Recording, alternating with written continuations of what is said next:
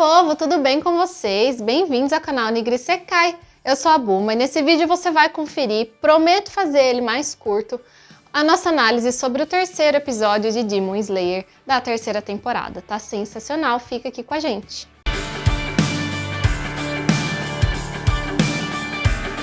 O terceiro episódio já começa com um grande alívio cômico. A gente tem ali a interação do Tanjiro com o Kotetsu. E eles estão assim, olha, essa espada é sensacional, ela deve ter 300 anos, Tanjiro pega pra você. E o Tanjiro todo envergonhado, falando, não quero, imagina, só aconteceu comigo porque o boneco já tava todo arregaçado e não vou pegar, não mereço, não sou digno de portar essa espada. Mas o Kotetsu fica lá, enfiando ideias na cabeça dele e fica aquele momento de pego ou não pego, deixa lá, não deixa, e finalmente eles resolvem tirar aquela espada que aparentemente tem 300 anos, né? Afinal de contas, o boneco tem 300 anos, né? Era de uma outra era ali no Japão. E aí eles descobrem que a espada tá toda enferrujada. Dá pra ver ali que trata-se de um metal bem diferente do metal que eles utilizam atualmente no anime, né, para fazer as espadas. Digamos assim que é um metal um pouco mais especial, com um pouco mais de trato, uma coisa mais refinada. E para surpresa deles, essa espada tá toda enferrujada. Eis então que surge a figura mais icônica ainda do Haga Nezuka. Ele é o ferreiro do Tanjiro. E foi ele que mandou aquelas cartas muito bem educadas, né, para o Tanjiro, falando que ele era o imprestável praticamente e que ele não iria mais fazer espadas porque todas o Tanjiro quebrava.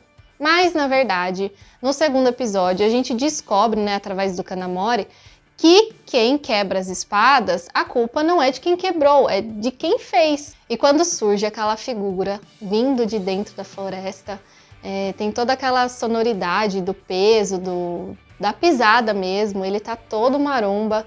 Não é o Haga Nezuka que eu imaginava quando eu tava lendo o mangá, porque ele tá modificado, né? Ele explica, na verdade não é ele que explica, é o Kanamori, né, posteriormente, que o Haga Nezuka tava com vergonha, porque todas as espadas que ele fazia quebrava.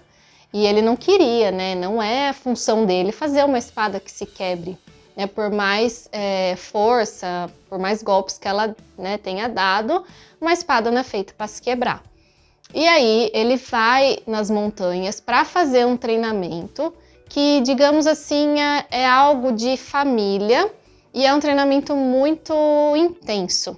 Tão intenso que os ferreiros que fazem tem uma alta porcentagem deles que acaba morrendo porque é muito intenso.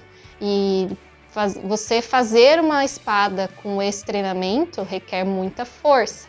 Por isso que ele foi lá treinar e graças a Deus ele sobreviveu e provavelmente vai fazer uma ótima espada para o Tanjiro.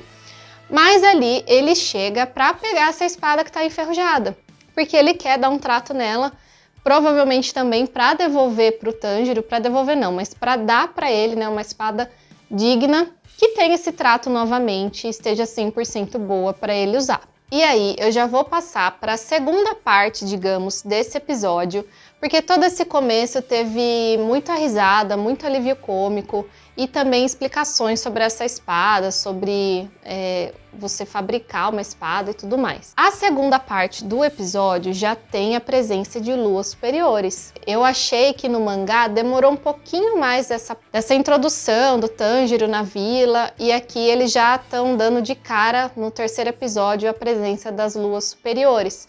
Quem aparece lá, né, na verdade assim, aparece um vaso no meio da floresta, e esse vaso tá na frente de um ferreiro, né? Esse ferreiro, ele tá voltando, provavelmente das águas termais, porque ele tá lá de toalhinha, e ele se depara com o vaso.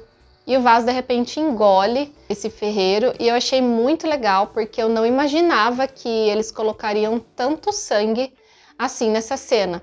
E até a lua superior, ela fala que a carne dos ferreiros é um pouco ruim de ser mastigada, mas que não tem o que fazer, né? Isso é uma experiência, digamos assim. Eu só vou fazer um parênteses aqui para falar de um acontecimento que você deve prestar muita atenção sobre o Genya, que aconteceu um pouco antes desse ataque da Lua Superior.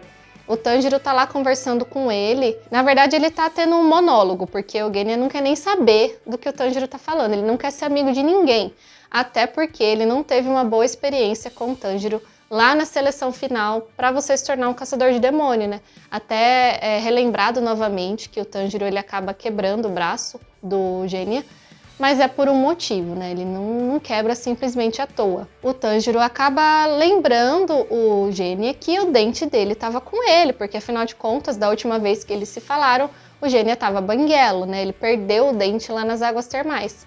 E agora ele não está banguelo, ele está com toda a sua arcada dentária perfeita. E ele é pego de surpresa porque provavelmente ele não esperava isso do Tanjiro. Ele podia esperar qualquer coisa, menos o Tanjiro guardar o dente dele. Quem que faz isso, né? E aí você preste muita atenção nisso, porque vai explicar por quê. Então, fica atento. Voltando lá para a parte das luas superiores, o Tanjiro tá no quarto ali com a Nezuko, tá no momento fofo com a sua irmã, fazendo tranças no cabelo dela, e o Tokito entra e começa a conversar ali com eles, mas daquele jeito meio avoado, né, que é o Hashira da Névoa. No meio dessa conversa, o Tanjiro dá alguns conselhos meio que na cara, assim, do Hashira da Névoa, mas ele tá, assim, em Nárnia, né? E ele fala que você deve fazer o bem, porque o bem vai voltar pra você, de certa forma. E aí, entra no quarto, abre a portinha do quarto, quem? Mais uma lua superior, a lua superior 4.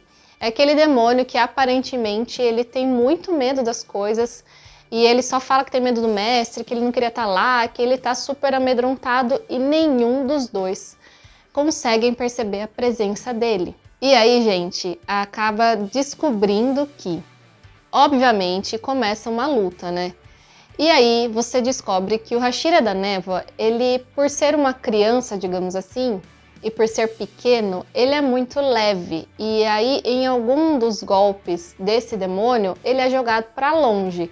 O Tanjiro só não é jogado muito para longe porque a Nezuko se transforma em demônio. Apesar do Tanjiro ter pedido para ela que não fizesse isso, por conta lá do que aconteceu no finalzinho do arco do Distrito do Entretenimento, né? Que praticamente ela... só faltou um pouquinho ali para ela ceder a sua vontade demônia, né, em tomar sangue e tudo mais, e aí ia acabar a transformação dela, ela ia se completar inteira, né. E aí, se ela não se transforma, o Tanjiro e a Nezuko também seriam jogados lá para longe, mas a Nezuko, com a sua força, né, ela consegue até lutar, assim, não de igual para igual, mas ela consegue, por ser uma demônia, aparentemente eles têm mais força do que os Hashiras, né, que são seres humanos. Então ela consegue ali se fixar na beiradinha do telhado, do quarto ali da instalação e consegue salvar o Tanjiro.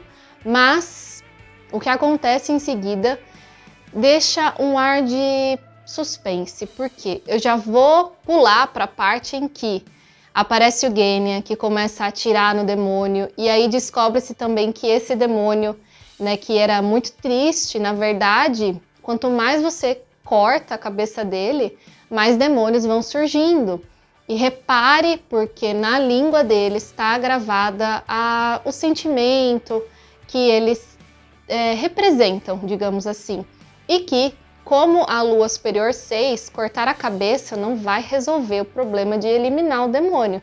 Então, provavelmente, eles têm outro ponto fraco que não é a cabeça, né? Já ficou claro. E aí acabam surgindo 4, 5 demônios. Um deles leva o Tanjiro para o céu, como se fosse uma ave de rapina, algo parecido com isso. E o Tanjiro até consegue, né, assim, se livrar por um momento, cortando, desferindo um golpe da dança do Deus do Fogo na perna desse demônio, mas nasce uma cabeça dessa perna e aí para naquele suspense que esse demônio vai dar um golpe no Tanjiro e não é mostrado mais o que acontece com ele. E aí então, no meio de toda essa coisa louca, temos o Tokito voltando de onde ele foi arremessado. Ele foi arremessado longe por ser muito leve, mas ele não sofreu nenhum dano aparentemente. E aí ele se encontra com o Kotetsu. O Kotetsu tá tentando se defender de uma criatura que tá levando um vaso nas costas. E provavelmente essa criatura tem algo a ver com o demônio da Lua Superior 5, que é aquele demônio do vaso que que comeu o ferreiro lá atrás, nessa segunda metade do episódio. E aí ele fica, né, o Hashira da Névoa, ele fica pensando, será que eu salvo a pessoa, né, essa criança? Qual é a minha prioridade? Minha prioridade é salvar os mais fortes, os mais habilidosos, o chefe da vila, e depois eu me preocupo com quem não tem importância. E aí ele lembra do conselho do Tanjiro, lá quando eles estavam conversando, que se você fizer o bem vai voltar para você. Então, num piscar de olhos, ele vai lá, salva o Kotetsu, e termina nesse mistério de cadê a Hashira do Amor, que está lá na Vilas Ferreiros, quando ela vai aparecer, e como eles vão conseguir derrotar esse monte de demônio que de 2 viraram, sei lá, uns 7, e todos são os superiores. Então fica com a gente que semana que vem tem mais vídeos sobre o 4º episódio e aqui no canal tem muito conteúdo sobre Demon Slayer. Se você gostou, deixe seu like, compartilha com seus amigos e até o próximo vídeo. Tchau!